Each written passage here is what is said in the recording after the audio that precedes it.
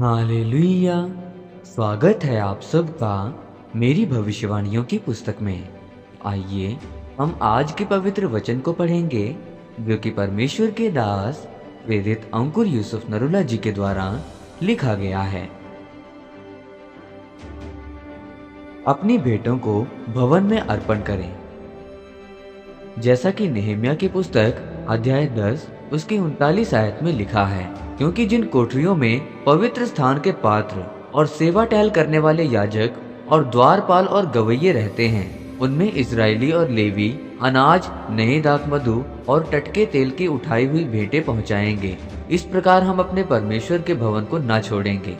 मेरे प्रियो, जब हम बाइबल में इस वचन के बारे में पढ़ते हैं तो लिखा है कि जिस तरह नेहम्या के समय पर लोगों ने अंगीकार किया, जिस भवन भंडार में पैसा इकट्ठा किया जाता है, हम अपनी आमदनी का दशमांश वहां बोएंगे। और उन्होंने ये वायदा किया कि परमेश्वर हम तेरे भवन को कभी नहीं छोड़ेंगे। नेहम्या एक ऊंची पदवी पर था, आराम से रहने वाला था, वो तनाव मुक्त था, लेकिन फिर भी उसने परमेश्वर के भवन को बनाने का तनाव लिया। उसने निर्णय लिया कि वो उठेगा और परमेश्वर के भवन को बनाएगा।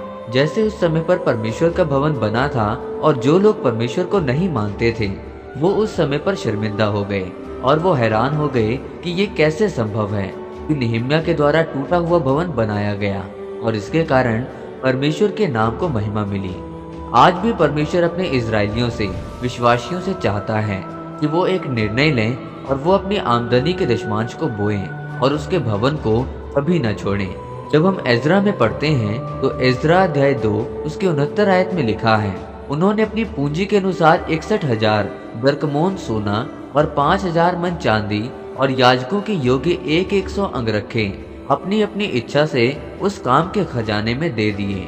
परमेश्वर का वचन कहता है कि जब तक पृथ्वी बनी रहेगी तब तक बोने और काटने का समय निरंतर लगा रहेगा। पौलुस ने कहा, परमेश्वर के भवन में सप्ताह के पहले दिन जो आपने जोड़ा है उसे परमेश्वर के भवन में ले आओ, ताकि परमेश्वर के काम पूरे होने पाएं।